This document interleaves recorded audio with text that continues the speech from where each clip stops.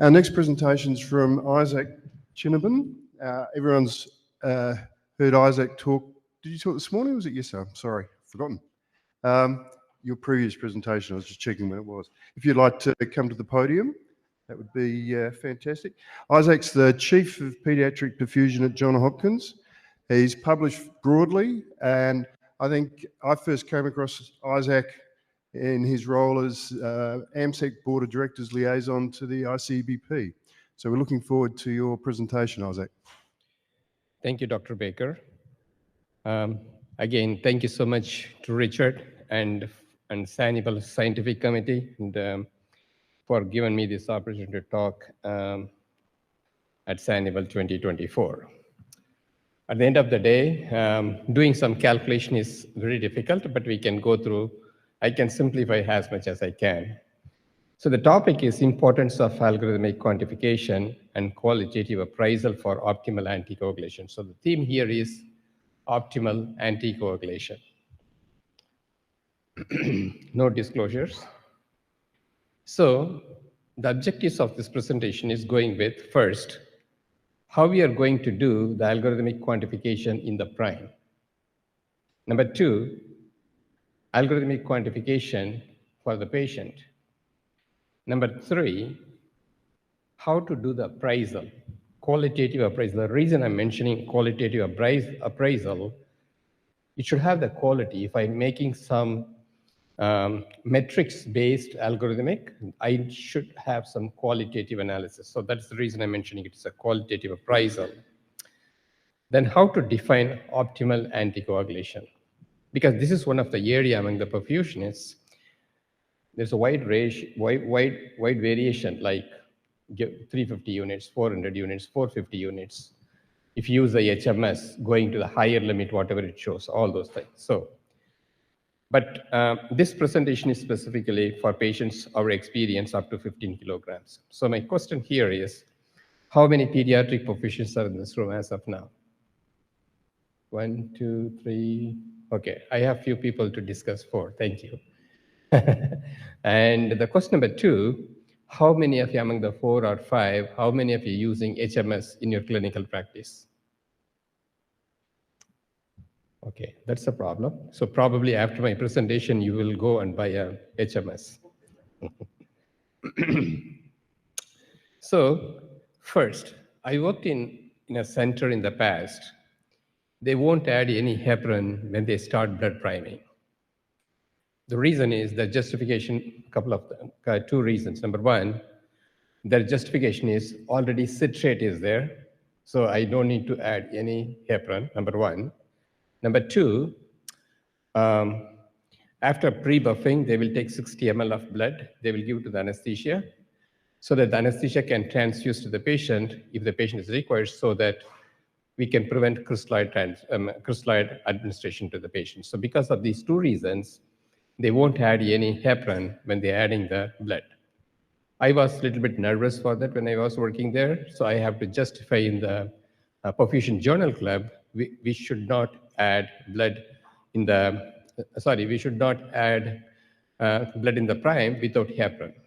Then they, as usual, the perfusion mindset is, if you go outside the routine practice, our programmed mindset won't accept. This is common for all the perfusionists. Any change we won't accept, especially the experienced perfusionists, they won't accept the change. So I have to prove them the citrate is not going to stay when you're doing pre-buff ultrafiltration. So this one, if you see the last 3 lines, because of their small molecular weight during zero balanced ultrafiltration, it will be excreted. Another reference, other issues with the banked blood, such as high potassium, glucose, and citrate levels, can be washed out because when the blood is washed in the cell saver or when you do the zero balance ultrafiltration. Okay, so now it's clear we need heparin in the prime. So my next question is how much? Now again, 3,000 units in the prime, 2,000 units in the prime, 1,500 in the prime, you may see a wide variations. So here I'm showing 5 references. starting from 1986 all the way to 224. That is in 1986 when Dr. Taylor's textbook, if you see, they're recommending like 3 units per ml, 3 units per ml. People, if anyone is from other side of the country, like Asian countries, they used to calculate by milligrams. So the simple calculation is 1 milligram equals 1 milligram is equal to 100 units. So here the first reference from the textbook is a very recent one, 2020, Dr. Angerleider's evidence, the Principles and Practice, 3rd edition, that recommends 3 units per ml of your prime. The other one, other textbook recommends 2.5 units per ml of your prime. Other one, Dr. Elliot Martin's textbook. This morning I mentioned during my moderating the session, they're recommending again the 3 units per ml of your prime. The other one is 25 milligram, but if you calculate the milligrams, when you're seeing the milligram, that is not Western side, so that is probably from the Asian side. So you can see that conversion will come between 2.5 to 3 units per ml. So the conclusion is heparin concentration in blood prime should be in between 2.5 to 3 units per ml of your prime. So for example, if your priming volume is 1000 mLs, you should have at least 3000 units of heparin in your prime. Okay, so this is the second objective. So now I know whether I should have heparin or not. Yes, I should have. Number 2, how much I should have? I have the answer. So next one is heparin in the prime, continuation. This is our protocol at Johns Hopkins. Plasma light, 1000 mLs. We add 2000 units of heparin. Bicarbonate, 15 milliequivalents. Albumin, 50 mLs, that is 12.5 grams. 175 ml of RBCs because our surgeons prefer 30 to 35% hematocrit before going on bypass. Pre-buff to 285. I will show the next slide, what is the total ml and how we are coming down to 285. The 285 is our priming volume. And the FFP is 150 mLs. So why that 150 mLs? When we remove all the volumes, the current practice, most of the institutions, what they're doing is 20 ml per kilogram or 40 ml per kilogram or some random numbers they will add. But what we do, each unit of our FFP when you're getting, the fibrinogen content in the FFP unit is 175 milligrams per deciliter. So if you're having patient's baseline fibrinogen, and if you know the post-dilutional fibrinogen, what is the fibrinogen you're looking for during bypass, we can do that calculation based on that you can add in the prime. So it is not just one dose for all the patients. It is based on different patient-specific dose, and also if the patient's baseline fibrinogen level is lower, definitely you have to keep higher fibrinogen level. So ideally, we look for like 80 to 100 milligrams per deciliter. And the next one is 200 ml of 0.45 NaCl. Finally, we add to the circuit. But whatever you are seeing in this, the composition, finally, we come down to 285 ml of our priming volume. From the previous slide, 2000 units of heparin in 1395. So whatever the numbers I told you, like plasma light, FFP, RBC, 200 ml of 0.9 NaCl, if you add all those things together, your final goal is you are going to get down all the numbers down to 285. That is, so the 2000 units of heparin, for my understanding, it is in the prime. But what we know, just like citrate, heparin also excreted in the hemoconcentration during the process of hemoconcentration. The school of thought is about the sieving coefficient. I have a small table there, the sieving coefficient. The sieving coefficient is higher the number, more excretion. That means sodium, potassium, magnesium, 1. And if you see for heparin, that is just a 0.2. So that means higher the number, more excretion. So my simple calculation here is, if you think 100% excretion for sodium, magnesium, you can expect only 50% because the sieving coefficient for calcium is only 0.5. Whereas if you are looking for heparin, it's only 0.2. So my point here is, you may lose some heparin, but it is not just like other electrolytes. So the Removal of the heparin is based on sieving coefficient. So this composition and process gives me heparin concentration of 3.4 to 4.1 units per ml, because when I started this one, I was the only person knows about HMS. So I have to justify everyone at Hopkins to justify what I'm doing. So after doing the priming sample, I will use the blue cartridge, which is meant for in between 3.4 to 5.4 heparin concentration per ml. I have to use that blue cartridge to show how much heparin is there. And the ACT more than 600. When I do the ACT of my prime, that is more than 600. I did like 25 cases to justify the POCT people, our surgeons and anesthetists and everyone. So our timing of calcium in the prime is just before going on bypass. So from this slide, what is my total priming volume and what is my heparin in the prime? That's what the slide describes. So now prime is normalized now. 1,300 added in the pump. I put all the compositions, whatever I need to, removed all the excess volume, came down to 285.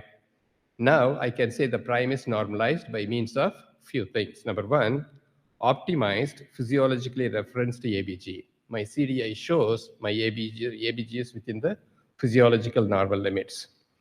Adequately anticoagulated, 3.4 to 4.1 units per ml. This is not HMS recommends. This is not Isaac's preference.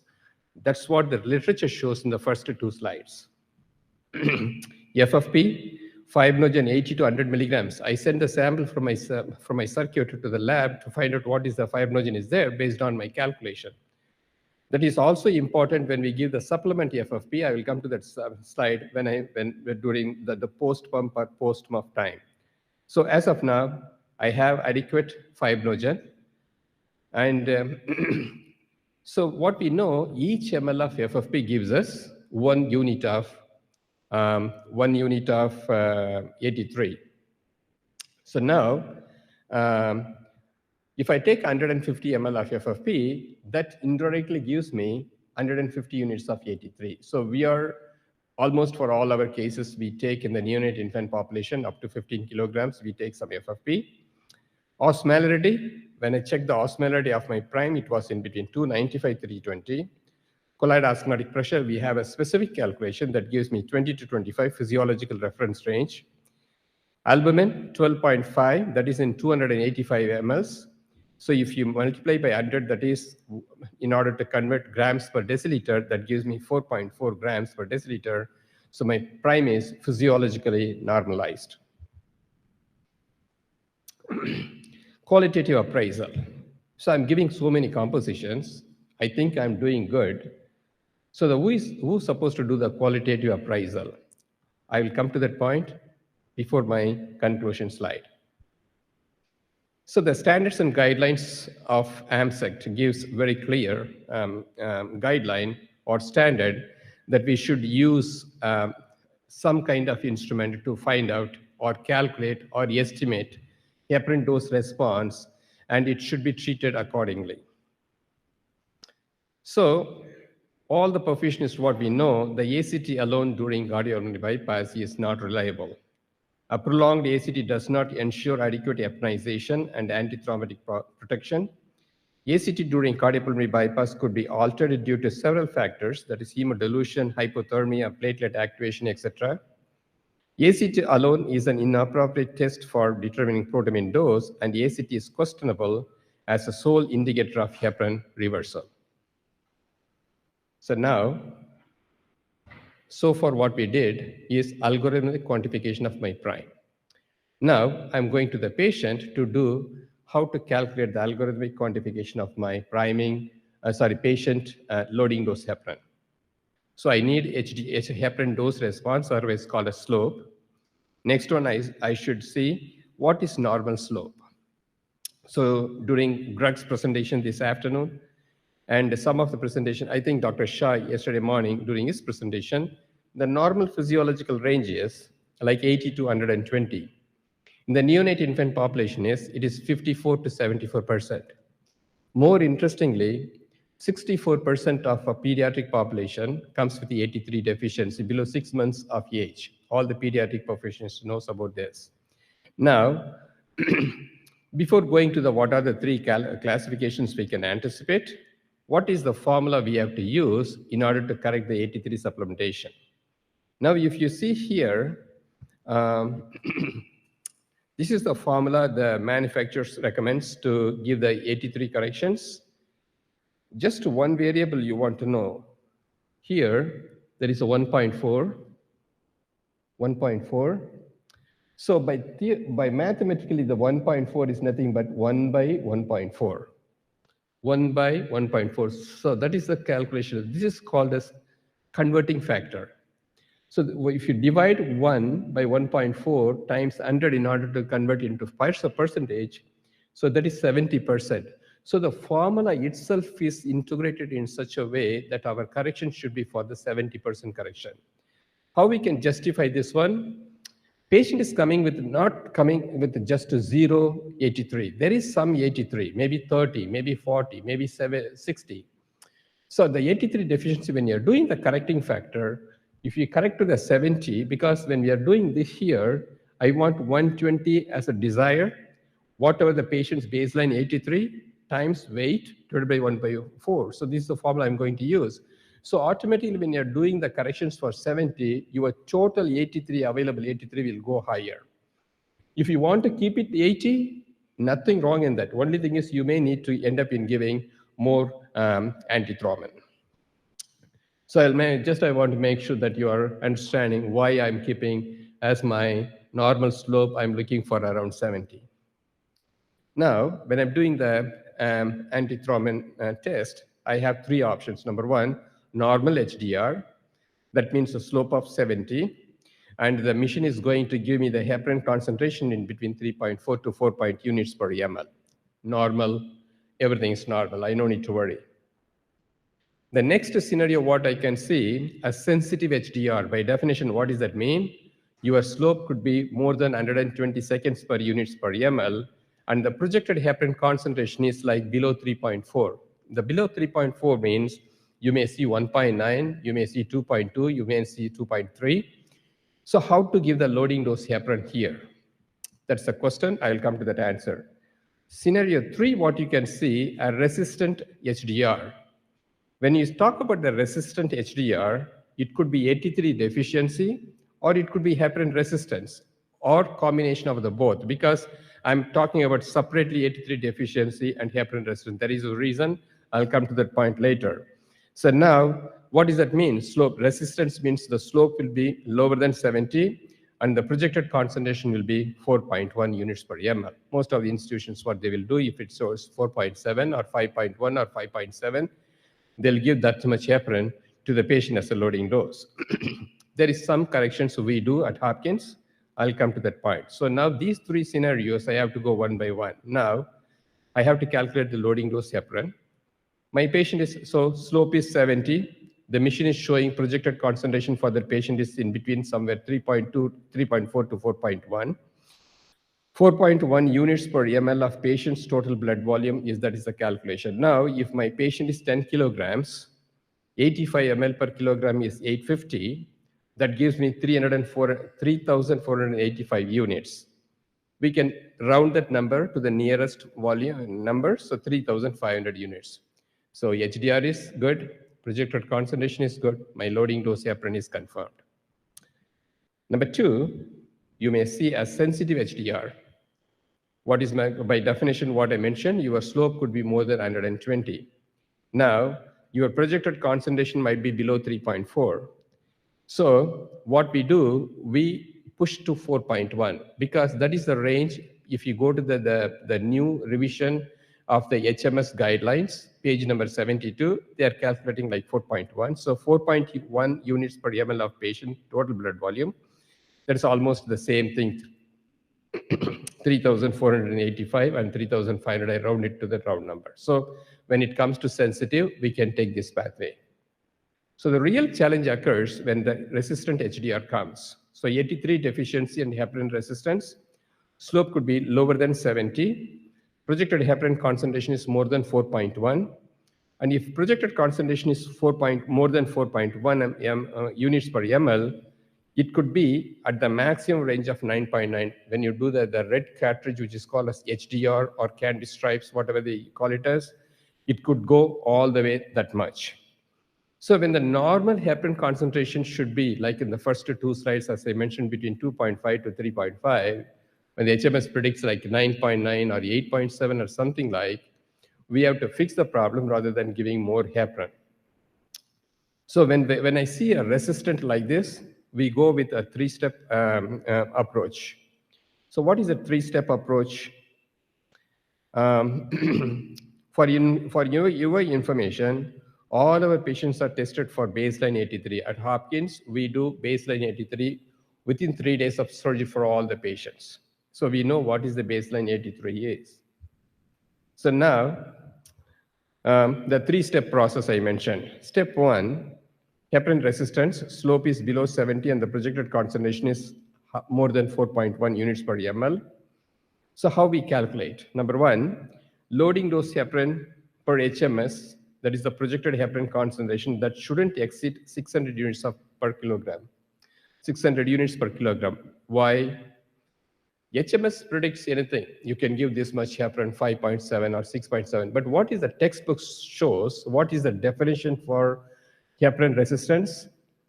If you give 600 units of heparin per kilogram, and if you couldn't achieve ACT more than 480, that is the heparin resistance. So we can go up to 600 units per kilogram. So that is the maximum limit we can go.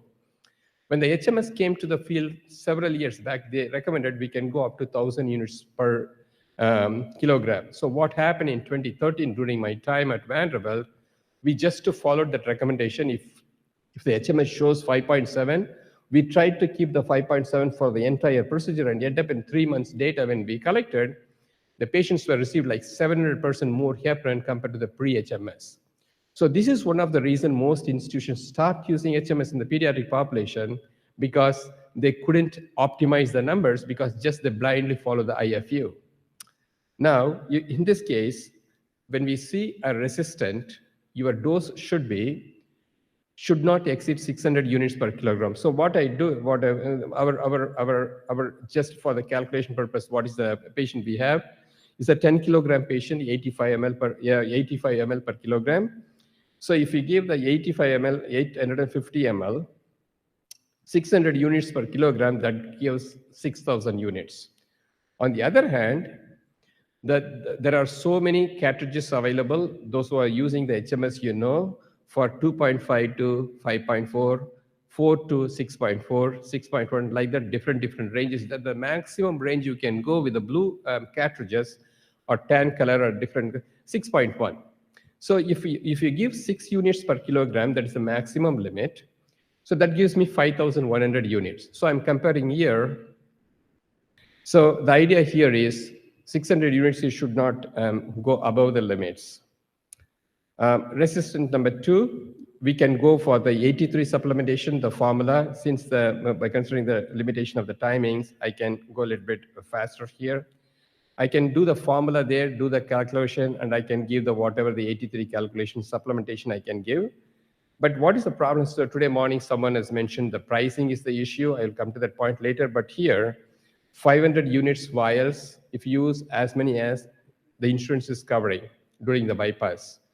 But the problem is if you use part of the vial and if you throw it out in the trash, that is almost waste. So in order to get the insurance coverage, you should use the 500 units for the patient. So what we do, during the rewarming time, we can send a sample for 83. If there is a deficient, we are giving supplement dose.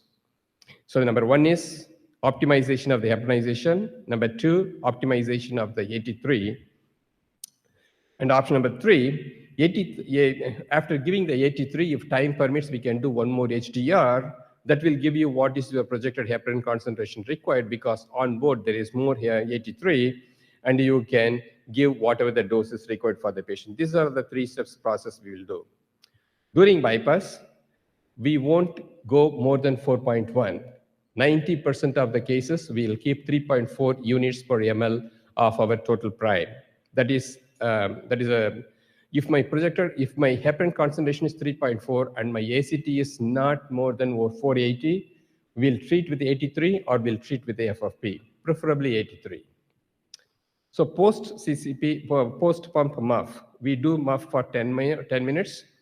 Based on the TEG, if you need, we'll give some platelets or FFP based on the calculation to get to the therapeutic level to achieve fibrogen of what is the level we require or platelets we require. That much platelets will go. That's very useful for us because post-pump hemic, non-hemic imbalance will occur if you give post-pump if you're giving the yellow products, otherwise called as non-hemic products. So MUF impact on heparin excretion. The MUF is excreting the heparin. In our practice, if you're coming off bypass with a 3.4 units per ml, post-MUF it will be 2.7 or 2.8. A 20 to 30% reduction we can see in the heparin concentration. Then we will do the red cartridge for the complete reversal.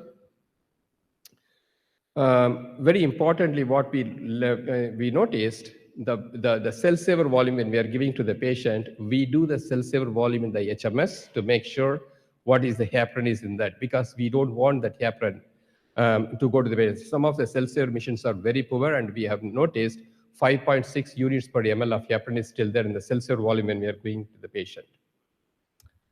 So 83 supplementation in pediatrics baseline, this is one of, at the AACP conference I presented. Here, if you see, Thrombay is $4.5 per unit, and the FFP direct cost, indirect cost, that's like more than $1,000. So it is not cost effective. I can go through the calculations, but because of the interest of the timing, I will go. So the point here is Thrombay is not more expensive than FFP. Number two, this is another presentation I gave at the AACP meeting, estimated quantification and scientific justification of the usage of FFP during CPP neonates and infants. That means the 20 ml, 40 ml, 60 ml, that won't work. We can calculate post-dilutional fibrogen, and we can calculate exactly what is your target level you require. That much FFP we can give to the patient. So summary of findings, number one, between June 26, 2023 to March 2024, we did 128 cases.